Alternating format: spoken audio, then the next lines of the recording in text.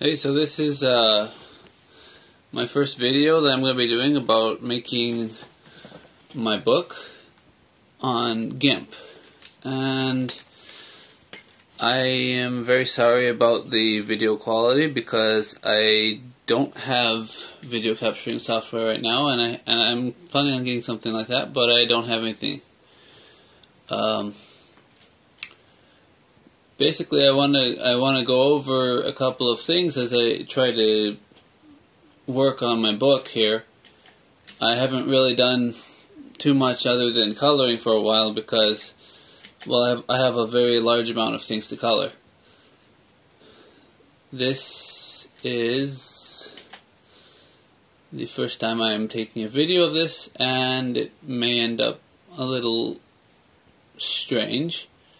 So bear with me. I'm going over... Oh, whoops. That's not what I want to do when I begin. Okay, I started with the wrong step. Okay, so here's what I do. After I opened my image, I already did thresholding of the image. I can do that later to show what I did for that. I take my rough sketch, and I use threshold, and I get rid of all of the colors except for white and black. And then right now I'm using color to alpha, which I've set to K as a shortcut. And there. After we press that, everything gets turned into transparency, everything that was white, and so I'm left with my line work. And I'm going to duplicate that 5 times. I don't know how many layers everyone else uses. I've tried a few different things. So far, using 5 extra layers is what's working for me.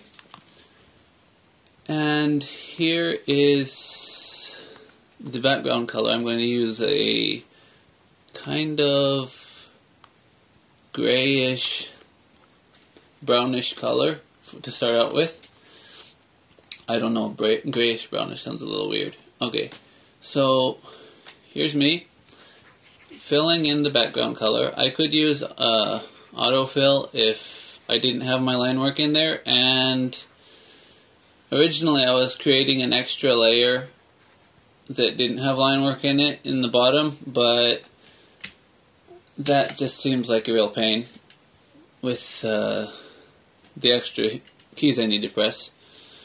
And in the end, I've gone with not doing that. Now I've set my size changing buttons to make it easier for. Whoops, that's not what I want to do. Make it easier to change the sizes very quickly when I work on my coloring. And there we have. I'm using airbrush tool right now to add in a few shadows in the background. I don't want that. Whoops, that's not what I'm going to do. And I'm going to go back and rechoose some of the colors, make everything look how I want it in the very background before I start working on the foreground. I'm still working on the process, but this is what I've been doing so far. And bear with me, I'm not very good at everything that I do, but I'm trying to get better as I do this. I have water over here, so I'll give it in blue. I don't want it to be seeping out of the outside, so I'm going to get rid of some of that. And no, that's a little too dark. There we go. The shallower water should be a little bit lighter color as far as I'm concerned, at least in this picture. But I'm going to get a little bit darker colors in the background. I have a palette set up over here.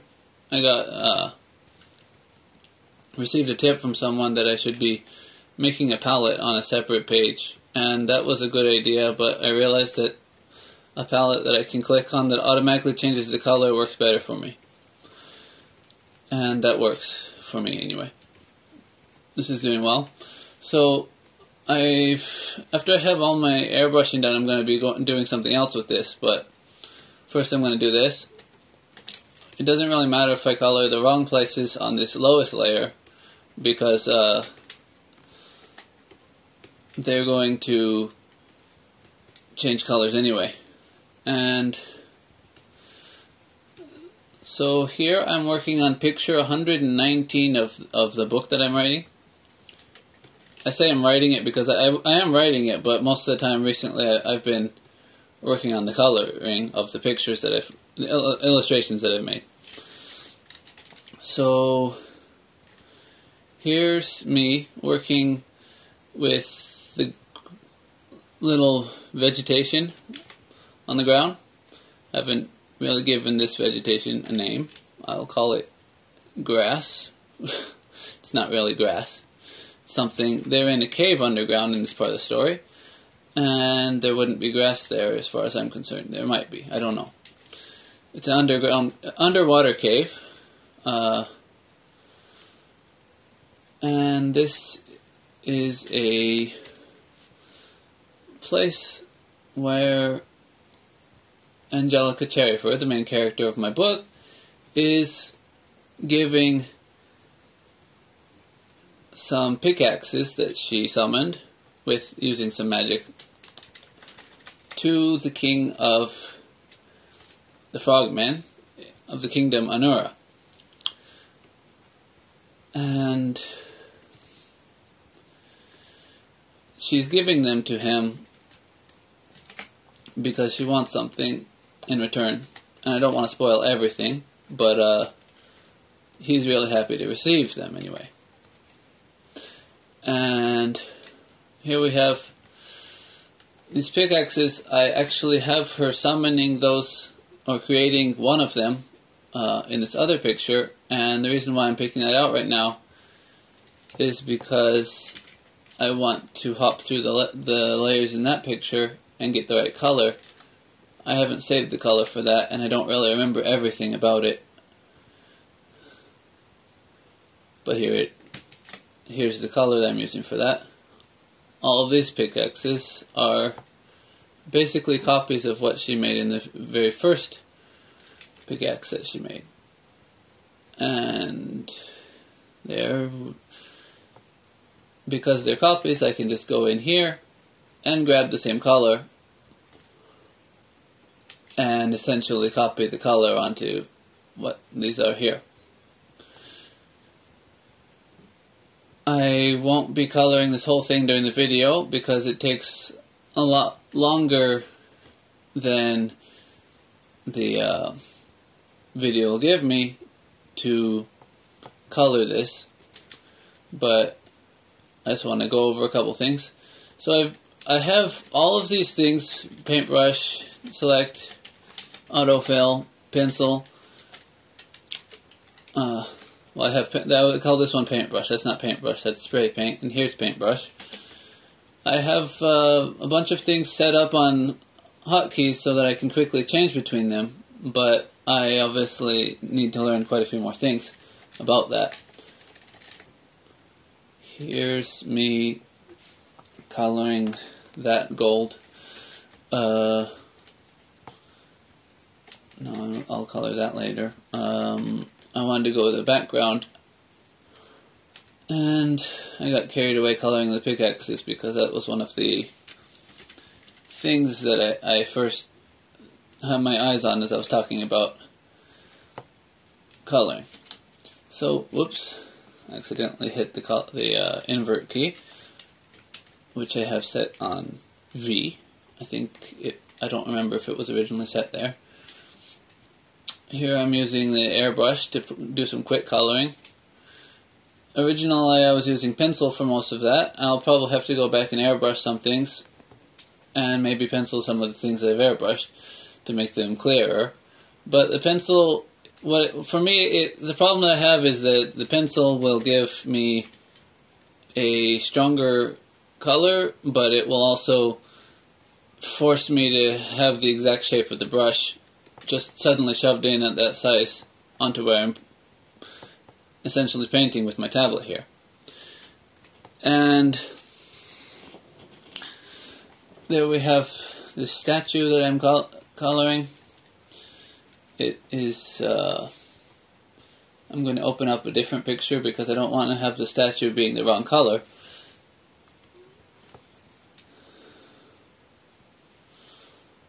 And there we go. There's the other picture. Let's see, what layer do I have these frogs in? I think it's probably this layer. There we go. Got the color for that.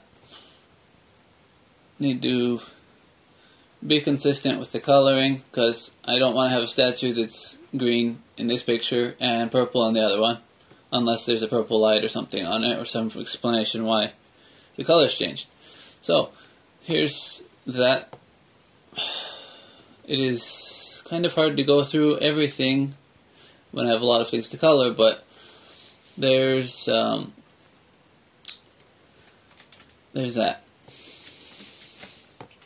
Yeah. And here we go. I have a bunch of things. I gave this a statue too many different colors, so in the first place, because I wanted it to look really cool. And it looks cool as far as I'm concerned anyway, but it also has quite a few things that I need to keep track of when I do that. And that's one reason to keep some of the artwork simple, is if I wanted to make it any more complex than it already is, I would have to go through every little detail on every page and fix everything to keep it all consistent. And I want to have it be pretty good looking, and of course I want it to be as good as it can, but I don't want to spend hundreds of years working on one book when I want to make a lot of books. This whole series that I have thought out is much bigger than one book, and I still have a lot more thinking to do with this series before it's done anyway. Even this book, I mean.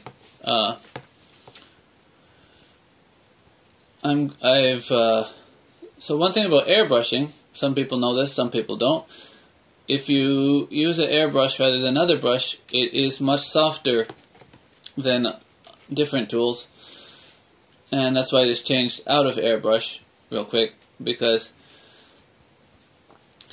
if you use the airbrush and it's very small, it will not affect the color very much at all. Especially if there are a lot of colors around it. The paintbrush tool that I'm using here gives a much stronger effect. Oh, well, there I'm back to airbrush, because I'm more used to using the airbrush, although it's not as useful in some places. It gives me a much better control over what color things are going to be, though, if I use the airbrush, because I can change colors rapidly and have them overlap.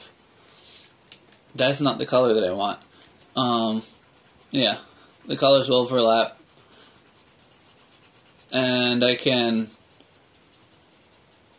give a nice spectrum of different colors all in one place very quickly if I use the airbrush. I don't even know if that's an airbrush. I have to check that. I cannot see. Yes, it's called airbrush. Okay. Sometimes I think of it as a spray paint.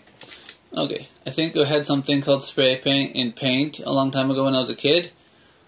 If any of you remember Paint, I don't use it anymore because it doesn't have as many tools as I'd wish it to have.